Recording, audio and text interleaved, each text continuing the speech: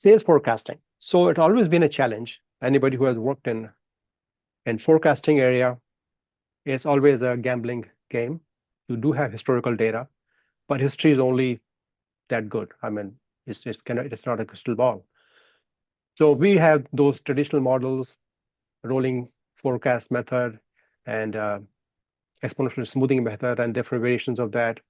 But look at and you have to kind of pick data from different groups, from POS, point of sales, from demand data, from open orders, what's in inventory, what's the first in, first out, and then available to promise functionalities. All those are kind of challenge to put them all together and then make a decision, make a forecast for the short term. But with POS data, as people are buying and they are scanning the codes, you get the right live information about sales and about seasonality, and that Axel just mentioned weather, critical in certain areas, and sudden demand shifts. How do you respond? There comes the lead time. Are we going towards lean methodology of single piece flow? That kind of push the focus on that. You don't see that demand, that need for single piece flow.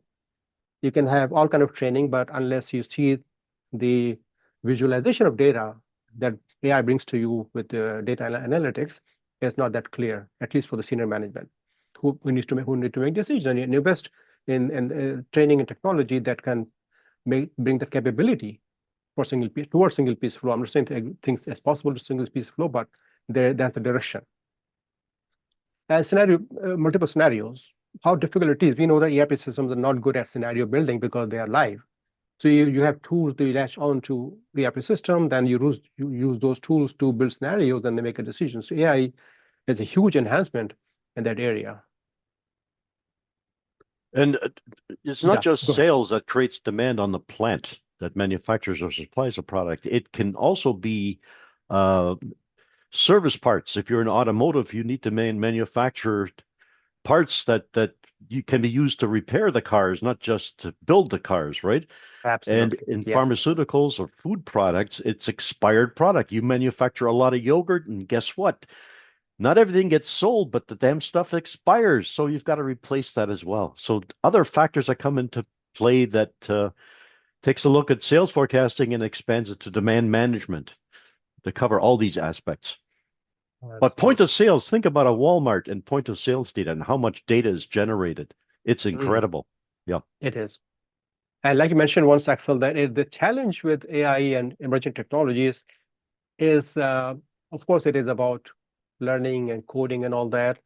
However, it's not so obvious. People don't realize it is the power, the electrical power, basically electricity, I would say in simple words, that is needed to drive those data centers, keep them alive.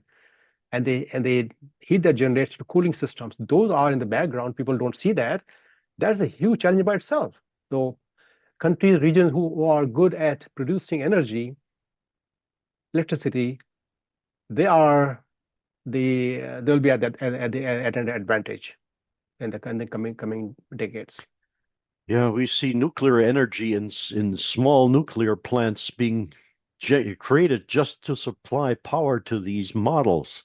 And of course, it's not just the power, because the heat that's generated you have to remove as well. So you've got cooling, and much of those things are public services that you get. For example, the water that you might get today that you drink or wash the dishes with or whatever is a municipal supply, but that is gradually being privatized, and that should scare some people to say, if it's privatized and then these AI, data centers consume all that power and consume all that water, what's it going to do to your cost?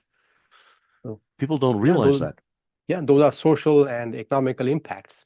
Yeah, that are yet to be realized, because it's all happening so fast. Like we said, there's a pace and the speed of change that kind of mind-boggling almost. So yeah, good point.